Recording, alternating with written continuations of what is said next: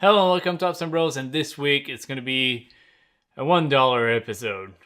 Yes, sorry about the bad pun. I'm just tired of it. I just can't anymore. I think it's the third time I'm trying to film this whole episode. Screwed up the first time. We did record the whole thing with Max. Literally the second time I'm recording the whole thing all the way through, but alone by myself. So it's a lot harder to do. But we're here mainly to talk to you guys about Buck-a-Beer. So just to fill you guys in about what's Buck-a-Beer, literally, since like half of the viewership of Ops and Bros is from the United States, but also there's a big part that comes from all over Canada and also expanding themselves to UK and all over the place over there. So I won't name all the countries where Ops and Bros is viewed. So, Chris, what is exactly Buck-a-Beer? I mean, I went to bed, I took a nap earlier, I woke up, and then Buck-a-Beer is a big thing. Buck-a-Beer, this new challenge proposed by the Ontario government on producing a beer that's going to be sold at $1 for a whole beer.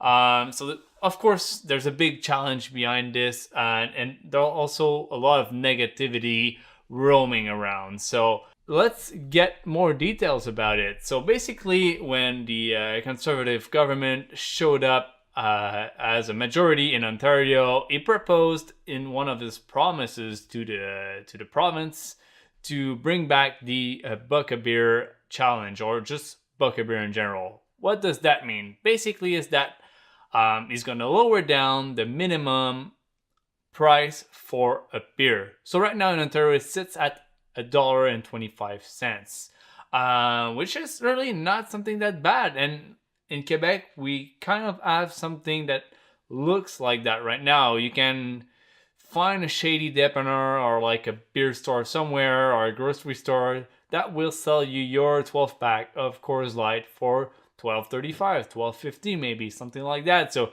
it's not something that I'm like, I totally forgot about that, or like I don't know. Like Max surely out there when he was younger was crossing over the border to sample those beers. Chris, I'm from Ontario, and we've had those Buck-a-Beers often. Anyways, I'm not proud of it. I'm not proud of it. I'm just saying, we've had those Buck-a-Beers. No. What I mean is not Ontario. We would go to Quebec to get beers. I know I just incriminated myself by saying this, but I don't care because, I mean, it's in the past. You guys can't charge me for that. But really, the issues right here resides in the pressure that it makes into the craft beer business or the beers business in general, because mainly brewers out there rely on 3 point of sales out there in Ontario. So of course, selling at their own breweries, beer stores, and LCBOs.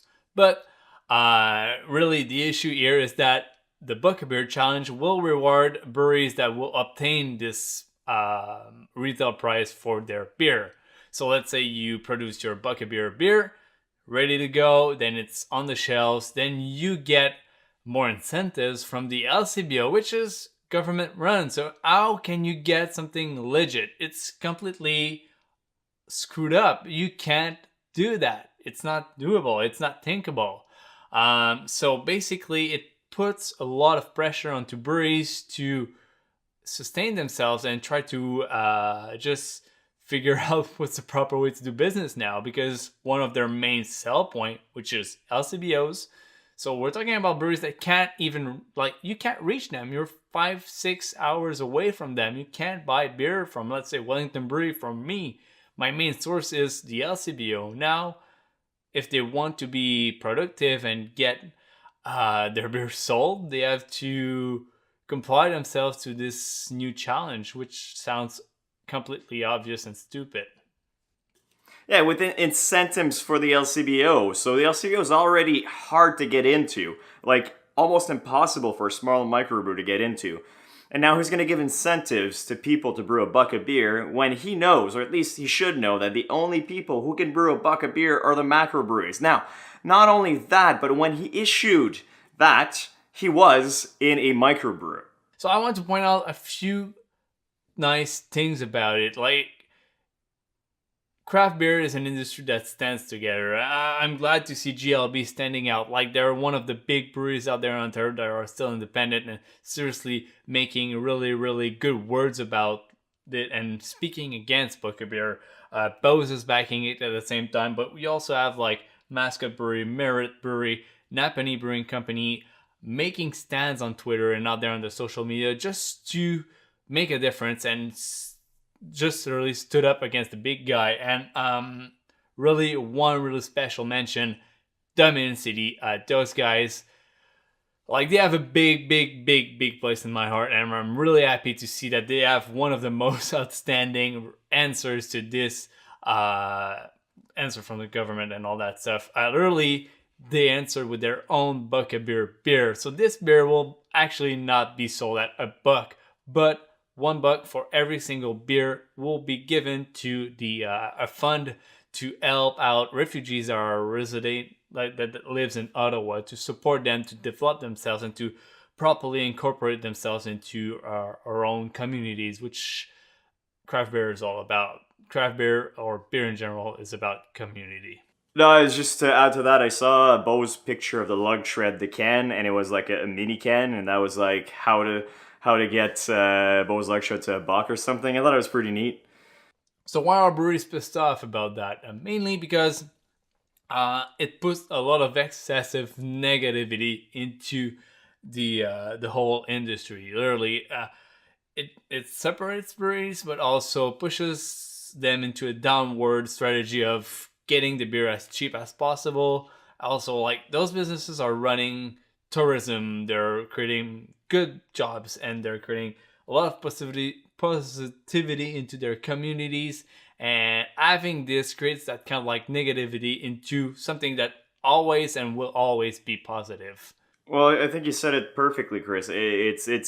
It's putting unwanted pressure on a business that's supposed to be local and that's supposed to be, I mean, niche to some extent, to just become a macro and be just that other beer that you'll get because it's on special that week, or at least that's how it was perceived in the industry. Now, from the college perspective, I don't want to talk for the college. I mean, just the people in my class. We haven't really talked about it, which I think is weird because it is something that's really important in the craft beer industry right now. It's going to change things in the sense that I think it's going to bring the craft brewers a little closer together, the craft beers, the craft breweries closer. Just knowing how ridiculous a buck of beer, or being challenged to produce a beer at $1, when, I mean, we don't want to compromise quality when we're brewing, at least not on the craft brewery side. So there's no way I can see a buck of beer being a thing.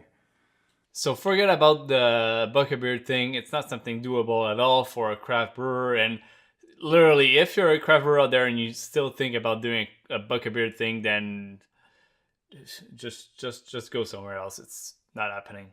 So of course, the bucket beer, it's still a big controversy out there. Probably government will move on to approve this and put on this challenge. I think it will affect breweries on a negative way, press way. Like, people feel that there's kind of like a big dark cloud over the craft beer industry, which used to be always rainbows and shiny stars. It just shows that these are still businesses, that they have to make their margins, pay their employees properly, pay good ingredients, pay good materials, and also sell their beers. All those things don't fit in $1. So can you imagine having a bucket beer for them? Impossible. So I won't rant more about it. I just want to make sure you guys get a little bit of like a coverage from our end on this, and we're standing against the bucket beer. We want to boycott it, but of course, something that we've always been strong with, it's support your local businesses. These guys are there every single day brewing local stuff and supporting the communities, and the industry stands with them. So seriously, buy local. That's the only thing we ask for it. So thanks a lot for watching. Thanks for everything you guys have been doing. If you did enjoy this little rant video, I won't be pissed off for the next 2 weeks, I guarantee you guys. So leave a like, subscribe to the channel, and we'll see you in the next video. Cheers.